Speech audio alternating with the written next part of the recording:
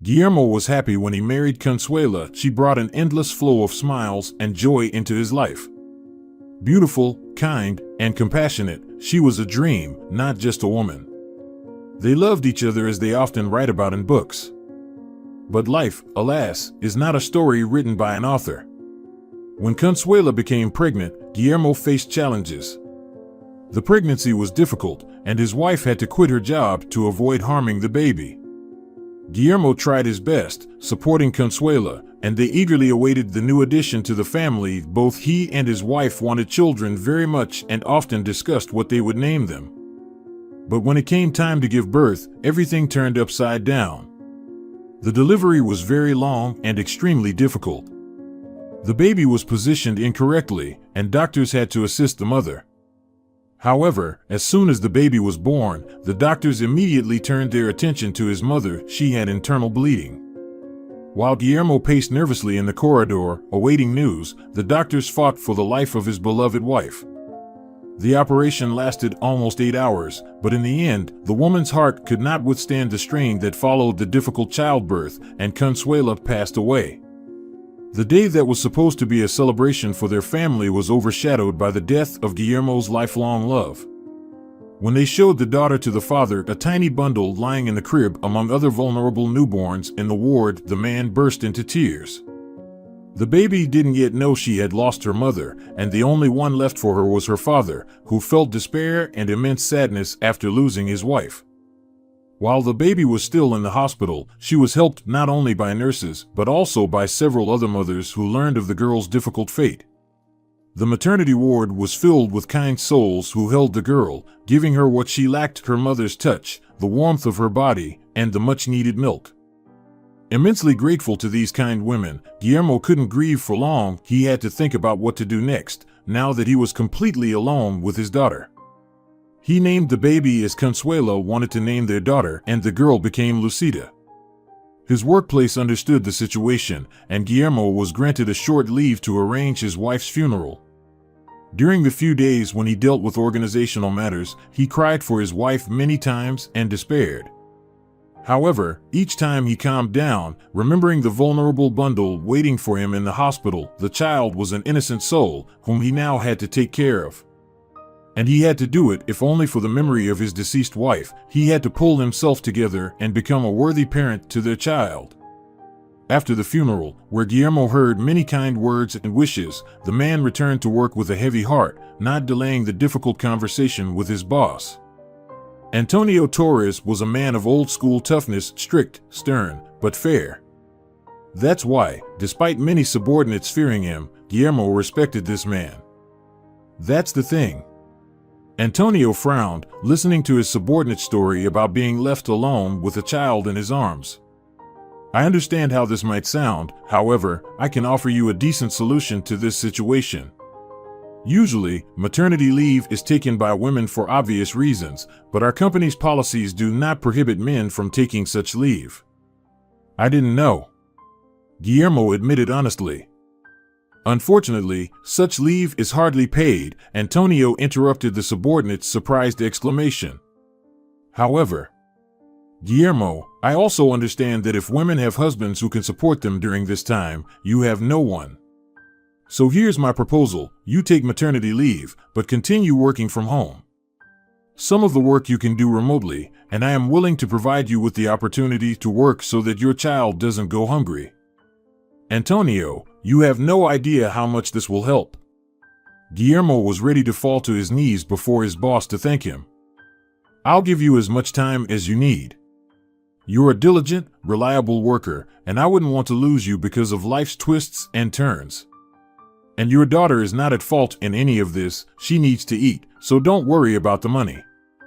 I'll discuss all this with the department, and we'll arrange tasks so that everything you can do remotely will be sent to you. But remember one thing: the little one also needs time and care. Of course. Guillermo grabbed his boss's outstretched hand, squeezing it firmly. I won't forget this, Antonio. The boss simply nodded in response. Since then, Guillermo rarely appeared in the office unless absolutely necessary. Fortunately, he very rarely attended meetings, and some could be conducted participating by phone or video call. As soon as Guillermo took Lucida from the maternity ward, he realized how difficult it was with a newborn in his arms. He was torn between many tasks, encountering new problems all the time. He never imagined before how hard it was to take care of children. And his little girl turned out to be restless. As soon as he tried to feed her with formula, she would start fussing and spitting it out. So he started going to the milk kitchen every day to ensure his daughter always had something to eat, leaving formula for the most extreme cases. For 3 months, he adjusted to the fact that the child constantly demanded attention, combining caring for the little one with work, which he always tried to do when the sleeping daughter fell silent in her cradle, lulled by her father. That day everything went wrong. Guillermo was late for the milk kitchen, and there was nothing to feed Lucida with except formula, which the girl didn't like. For several hours, the man tried to feed his daughter, but she whimpered and wouldn't eat, being capricious, and Guillermo struggled to hold back tears. How did women manage all this? Suddenly, there was a knock on the door, and the man wiped the tears that had welled up in his eyes before opening it. Standing at the threshold, with her hands on her hips, was his neighbor Mariela. The man knew that she had recently given birth too, and the stern expression on the woman's face made him feel ashamed. His daughter must have woken up her baby. Guillermo, the woman nodded to the man who was rocking his whimpering daughter. Mariela, I'm sorry, Lucida. The woman raised her hand, cutting off his words, and shook her head. Here's the thing, neighbor. I hear your little one crying almost every day. It's because of the formula, she doesn't like it. The widower tried to justify himself. Great, the woman's gaze brightened. So we can help each other. Guillermo frowned in surprise. Help? As you already know, I gave birth to a son. Mariela stepped closer, looking at the girl in his arms. And unfortunately, I have too much milk. I have nowhere to put it. Pouring expressed milk down the drain breaks my heart, and your daughter needs milk. I won't take no for an answer. I can't listen to your child cry with a calm heart. Guillermo almost cried. Although the woman spoke sternly, he was immensely grateful for her kindness in offering to help the single father who had already begun to despair. Thus began the friendship and mutual assistance between neighbors, Mariela and Guillermo. The woman not only provided the man with excess milk, but also took his daughter in when he needed to go somewhere. In return, the man started going to the store for groceries for the woman. She would give him a list, and he would leave his daughter with her to shop not only for himself, but also for her. Undoubtedly, Mariela was an angel sent by God himself to help Guillermo. And in return, he tried to help her too. Sometimes the woman needed rest and fresh air, so Guillermo would take the children and Mariela could take a stroll without worrying about the child being unsupervised. Months passed, the child gradually grew, and Guillermo began to realize that even with part-time work, he was running short of money. Children's things were expensive, and the little girl seemed to be growing not by days, but by hours. And Mariela came to his rescue again, offering to watch the girl if he decided to switch to a part-time job in the office. Guillermo was grateful to his neighbor for such a generous offer, although he doubted it at first. Don't worry, Guillermo. Lucida is just an angel when she's not forced to drink formula. It's not difficult for me, and you can be assured that she's in good and caring hands while you're at work, Mariela replied to his doubts, smiling. And my son has become calmer when she's around. Like a little brother. Thus began their further cooperation. Guillermo went to work, leaving his daughter with Mariela for the first half of the day, and then he would pick her up, continuing to work from home. Years passed. Lucida and Mariela's son, Dante, started kindergarten. Guillermo and Mariela arranged it so they took turns taking the children to and from kindergarten together. The neighbor helped the man get closer to his daughter, and he gradually learned from Mariela how to braid his daughter's hair or tie ponytails, pick out dresses and shoes that delighted Lucida. Mariela's husband, Joaquin, initially wary of his wife's relationship with the neighbor, soon realized that his kind-hearted Mariela had simply befriended the widower to help him with his daughter, about whom the man knew almost nothing about caring. He didn't feel jealous even when they went out together with the children to the park on weekends and enjoyed watching Dante and Lucida play together as if they were brother and sister. For Joaquin, it was no longer surprising to come home to find men's shoes in the hallway and Guillermo and Mariela sitting at the table chatting over a cup of tea while the children played around.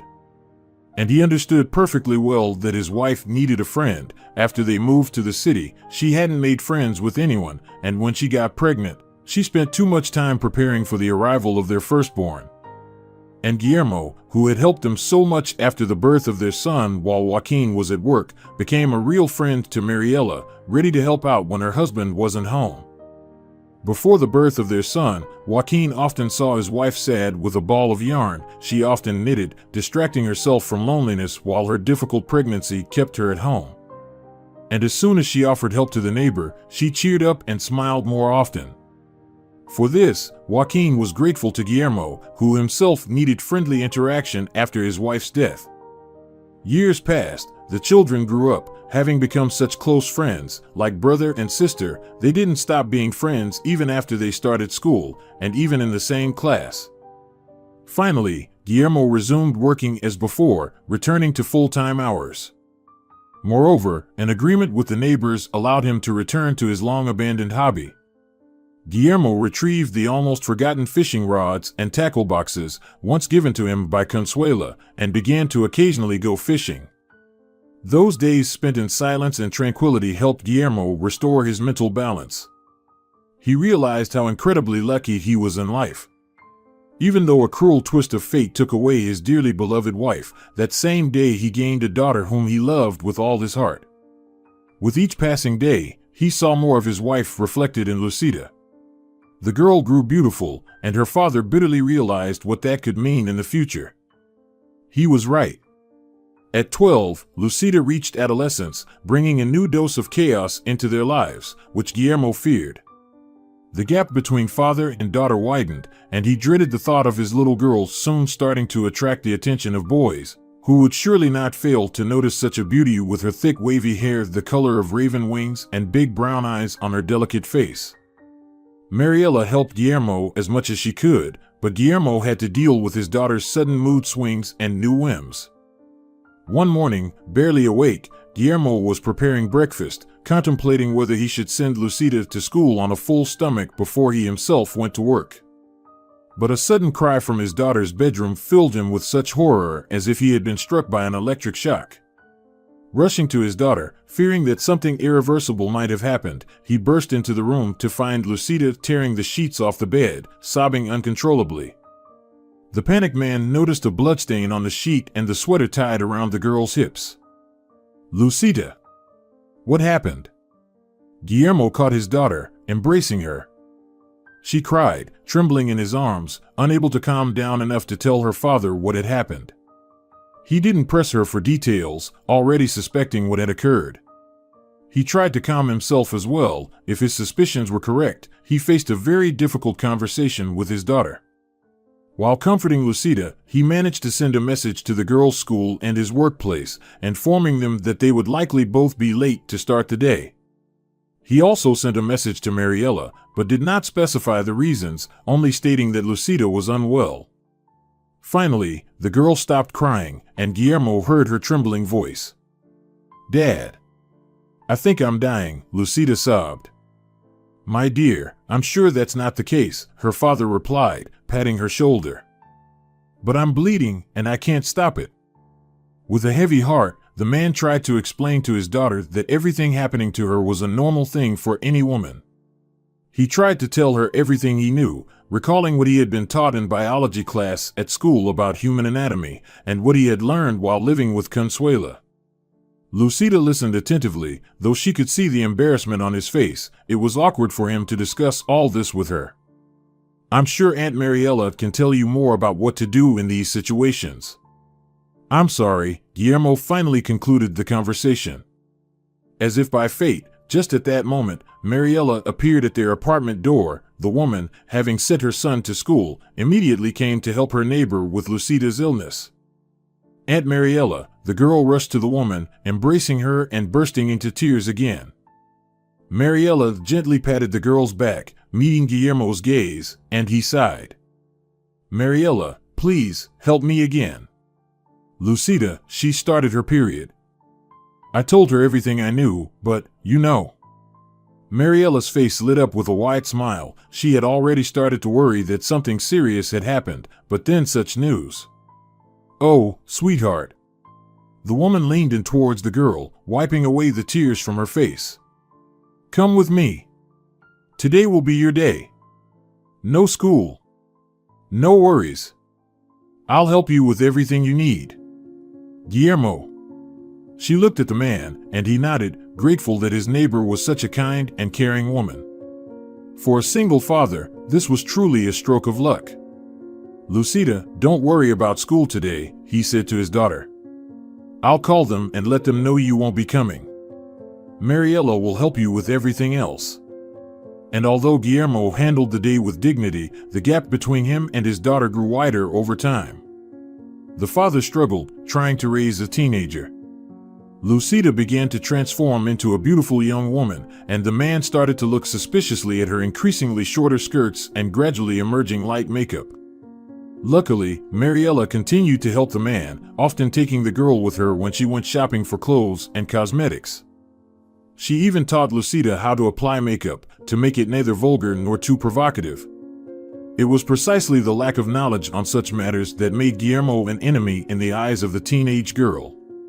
Conflicts began to arise, and everything her father said was taken the wrong way by Lucida, who often slammed the door to her room. By the time Lucida turned 16, the conflicts had reached their peak. The girl often yelled at her father, threw tantrums, and increasingly tried to act like an adult and be independent.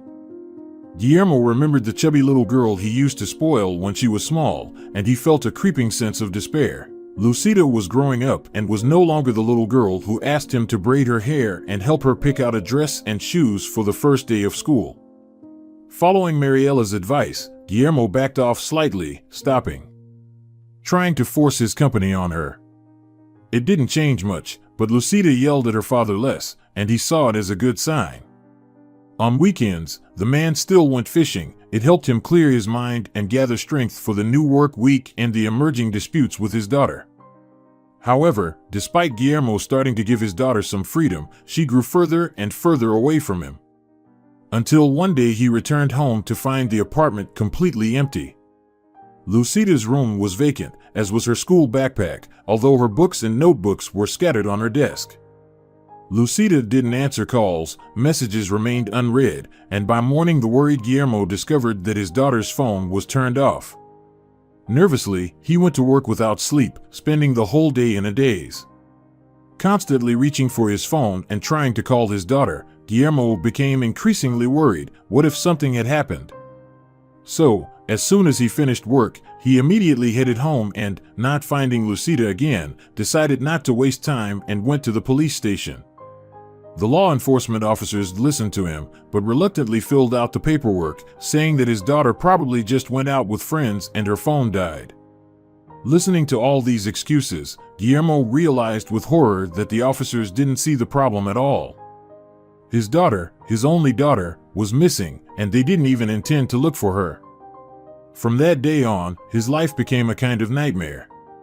He would wake up, reaching for his phone and trying to reach his daughter, but her phone was still off, diverting him to voicemail. He would go to work, still hoping that returning home would find Lucida in her room just as disobedient and capricious, resenting her father for talking to her. He would return to the empty, now uncomfortable apartment. He would call the police station, asking if they had found his daughter. But it was all in vain.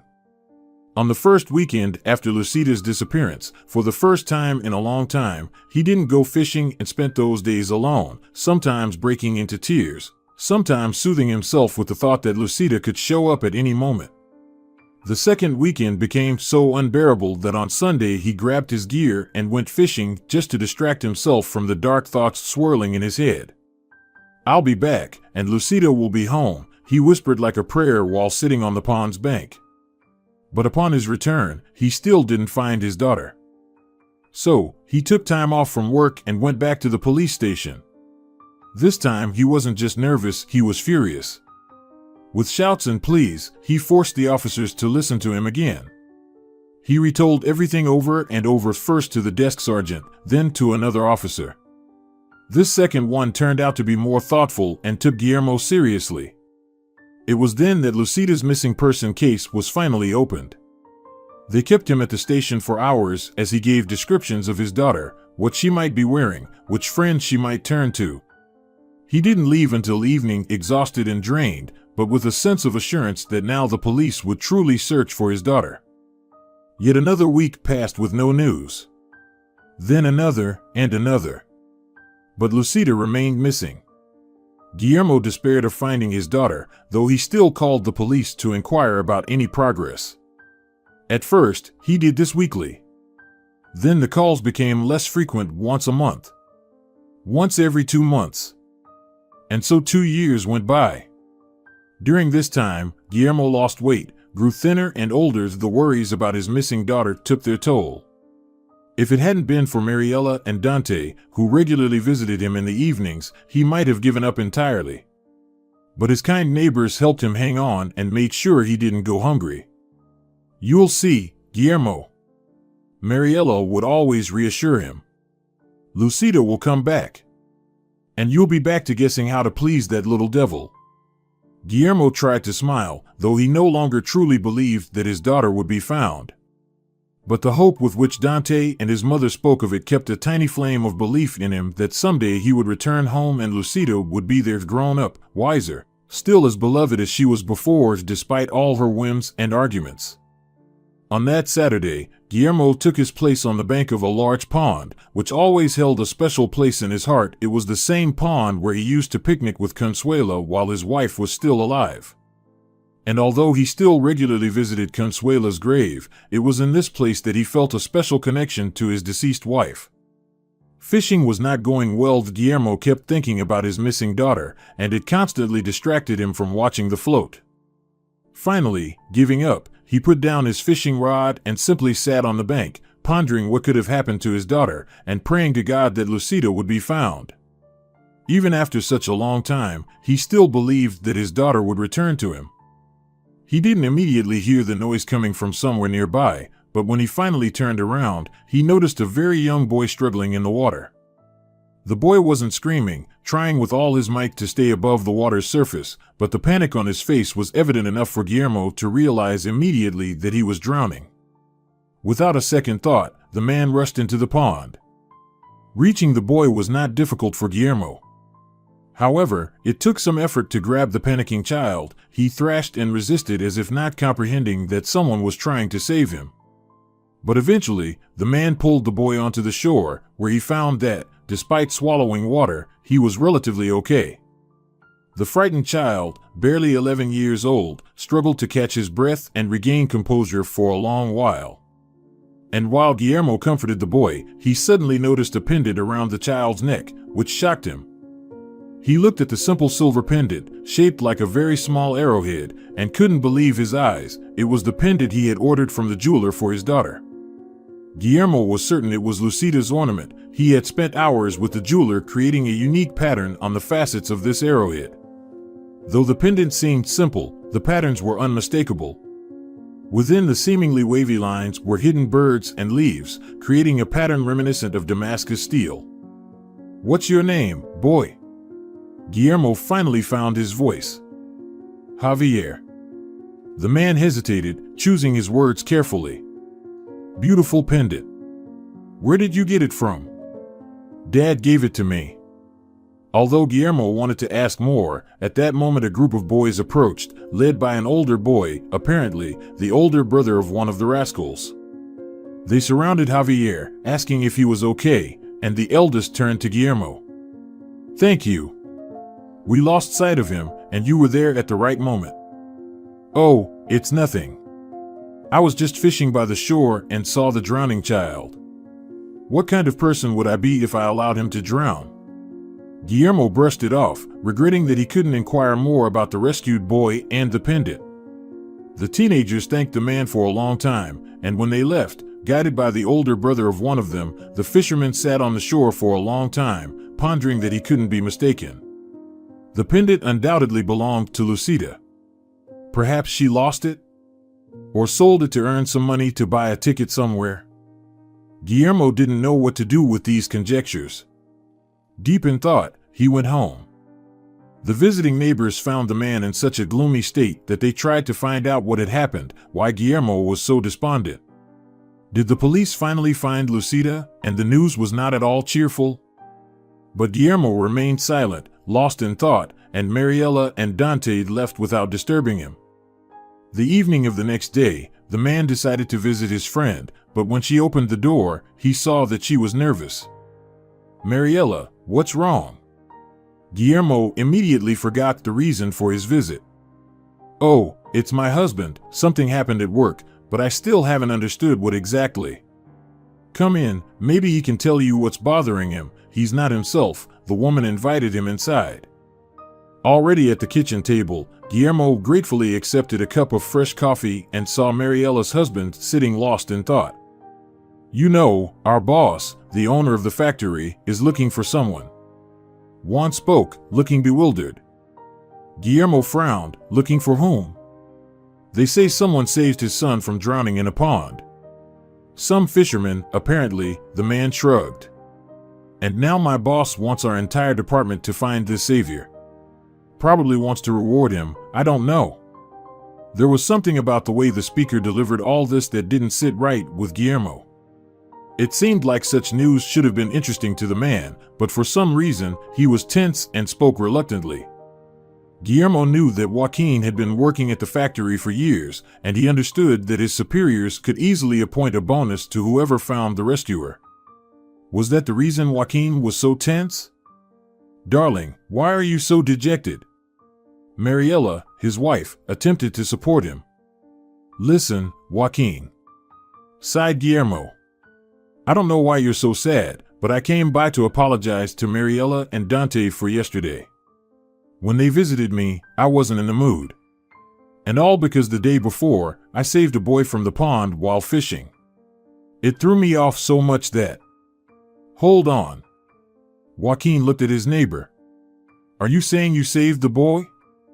"Yeah, just happened to be in the right place at the right time." Joaquin grabbed his phone and hastily typed a very long message to someone. Only when it was sent did he relax. "Here's the thing, neighbor." He exhaled. "I know for you it's probably nothing. But—" Joaquin's phone pinged with a notification, and he read the received message. His face lit up with a smile. "Guillermo, my friend, the factory manager wants to see you personally to thank you for saving his son." Guillermo pondered but realized that meeting the father of the rescued boy might provide him with answers to some questions. So he didn't resist and gave Joaquin permission to arrange the meeting, which Joaquin was delighted about. Evidently, he was indeed expecting a reward for finding the rescuer. A few days later, Guillermo arrived at the address Joaquin had given him and was surprised to see a large, luxurious mansion where he was immediately allowed entry. Parking his car, he stood for a while, looking at the mansion, unsure of what to think. Although Javier, the father of the boy, had invited him, Guillermo felt heavy-hearted. He still harbored the same questions that troubled him on the day he saved the boy from the pond and saw the locket around his neck, which he had previously seen on his daughter. As soon as the doors opened, Guillermo saw a tall, imposing man who was smiling widely at his guest. "So, you're the one who saved my son." A firm handshake turned into a hug in an instant. Taken aback by what was happening, Guillermo didn't resist, understanding perfectly well that the boy's parents simply couldn't contain his joy at finally seeing his offspring's rescuer. "Oh, come on." Guillermo tried to deflect. No. You're a hero, at least in my eyes. Javier told me everything straight. You saved my son. That means a lot to me. Come in. Come in. Let's have a drink and celebrate the fact that there are still decent people in the world." Guillermo was practically pulled inside and almost immediately handed a glass of fragrant, expensive drink. The man didn't beat around the bush for long and, slightly tensing up, asked, "I couldn't help but notice the wonderful locket around the boy's neck. Where did he get it from?" There was something about the change in the demeanor of the factory owner that didn't sit right with Guillermo. He seemed to tense almost instantly, as if getting nervous, and jerked his head. The locket? I think I found it somewhere at a flea market when I was out on errands. Maybe you can remember where exactly. Listen, hero, forget about the locket. We're celebrating the rescue of my son. The man tried to change the subject. We should thank the Lord that you were there, on the shore, and happened to be at the right time, in the right place. Yes, that's true, it's just. What's your interest in this trinket? The abrupt change in tone to a more angry one revealed that the factory owner was trying to hide something. Guillermo sighed, setting aside his drink, and shook his head, realizing he wouldn't be able to uncover everything he desired. Something was off, and he didn't like being in this mansion at all. I won't waste your time. Guillermo turned and walked away. The mansion's owner shouted something after him, trying to call him back. But Guillermo wasn't listening, leaving the opulent yet inhospitable place where he had hoped to find answers to his questions, only to encounter suspicions and the odd behavior of the host. Disappointed by the wasted time, Guillermo had almost reached his car when the boy he had rescued caught up to him. "Mister," the boy called out as he approached. "Mister, please wait." Guillermo sighed but turned to the child, forcing a smile. "Hello, Javier. How are you? Feeling better?" "Aye." The boy glanced over his shoulder and lowered his voice, as if afraid of being overheard. "I need to talk to you." The man frowned, seeing the seriousness and determination in the boy's eyes. When the boy gestured for him to bend closer, Guillermo didn't object. But as the child began to whisper, the man almost staggered. The boy was telling him that his beloved father wasn't a good person at all. Javier recounted to the man that there were many people at his father's factory who worked there against their will. The boy had seen them, emaciated, miserable, living in the same place, in the sheds, in horrifying conditions. At first, it was hard to believe, but the boy spoke so quickly, coherently, and with such detail that Guillermo couldn't doubt the child was undoubtedly telling the truth. When Javier finished his tale, he looked hopefully at Guillermo. "I love my father, with all my heart, but I can't keep this secret anymore. These people, they have families, loved ones, and this pendant." The boy raised a trinket. "Dad gave it to me after visiting the factory. You know him, right?" "Yes." Guillermo breathed, barely managing to control his voice. "I know him." "So, someone you know, among those poor souls." Guillermo glanced towards the mansion, his thoughts swirling. "Here's the thing. Javier, you want to help these people your father keeps in the factory, don't you?" "Yes," the boy nodded. "Then meet me tomorrow at noon near the police station."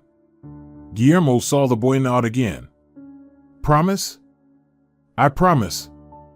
Javier attempted to remove the pendant and give it to Guillermo, but he shook his head. "You'll give it to me when we find my daughter, all right?" The boy hugged the pendant to his chest and nodded. "I'll help you find her, mister." "I promise." Leaving the mansion grounds, Guillermo felt genuine hope for the first time in a while. The boy's words not only horrified him but also allowed his heart to feel warmth again, to feel the thirst to know, was his daughter really at that factory? The next day, he eagerly awaited Javier at the police station's doors. Though he didn't wait long, he began to fret and doubt, what if the boy got scared and didn't come? But contrary to all his doubts, he suddenly saw the child, riding his bicycle, heading straight for him, the same collected and confident expression on his face. Without wasting time, they both entered the station, and Guillermo demanded to see the officer in charge of his missing daughter's case. They had to wait nearly an hour, and when they were finally ushered into a separate office, Guillermo saw a weary police officer who clearly didn't want to face another desperate parent, only to inform them that there had been no progress in the case. However, this time the conversation with the law enforcement officer took a different turn. Guillermo told the policeman everything he had learned from Javier about how the boy's father kept people locked up and forced them to work in inhumane conditions. The officer listened with a skeptical expression, as if not believing a single word. But then Javier stepped forward and pulled out a pendant from under his collar. "Look, I got this pendant from my father. He gave it to me after visiting his workplace. I saw everything with my own eyes." The officer frowned and examined the pendant shown by the child. "Look at the photos of my daughter that I gave you. It's the same pendant. I had it custom made. There are no others like it anywhere," confirmed Guillermo. The policeman took out his daughter's case file and found several photos provided by the girl's father at the beginning of the investigation.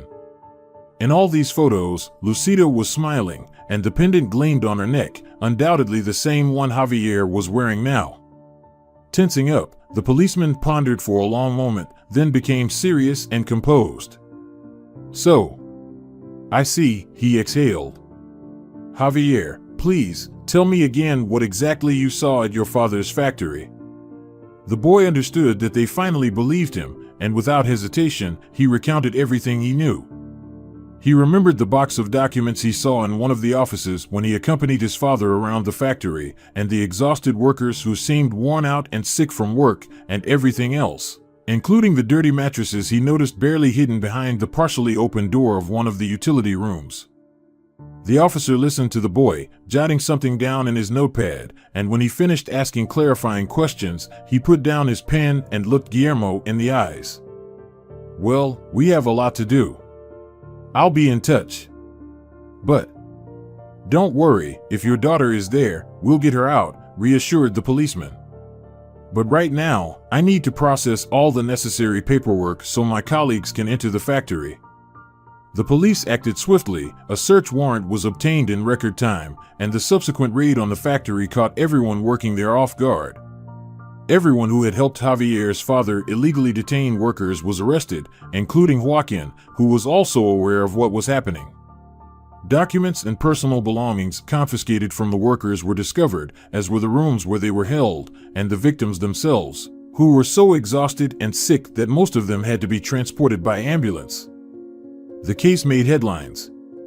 The victims of the factory owner included women and men of all ages. Both locals reported missing and newcomers from other cities and districts. Among them was Lucida, who had disappeared 2 years ago, foolishly and boldly running away from home from her caring father. While the victims were being treated for horrific injuries on their hands due to constant work on the machines and beatings received during their captivity, the police gradually interviewed them.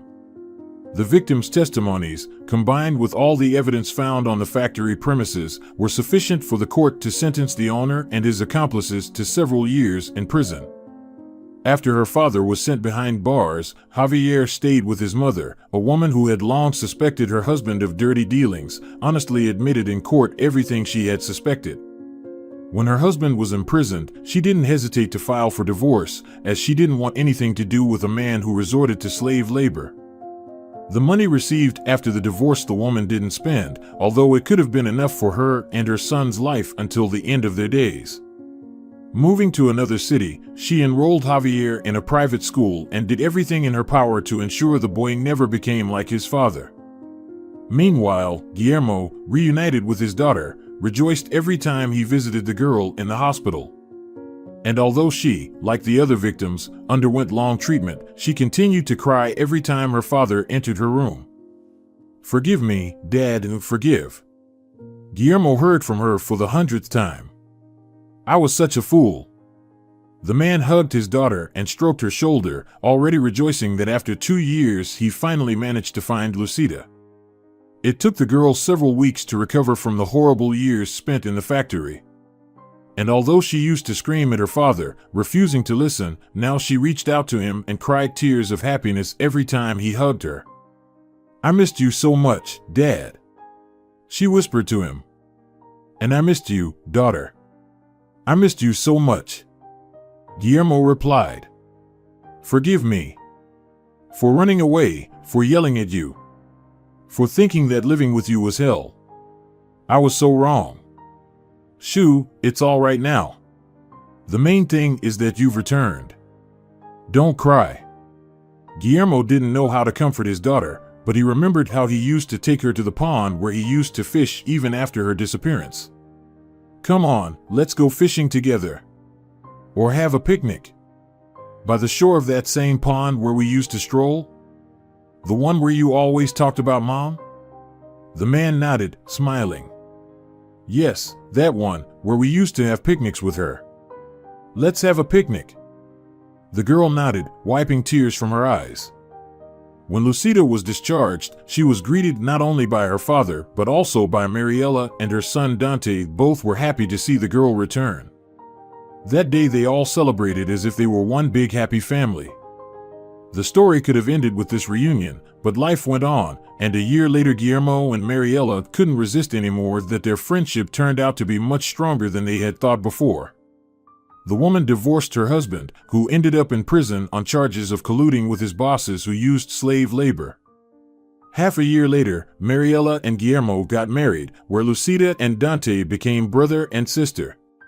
The young people entered the same university, and ever since, Dante has been looking after Lucida, just as before, like a brother he had long considered himself to be. Dear viewers, if you enjoyed the story, please support the video by liking it and leaving a comment. Thank you very much.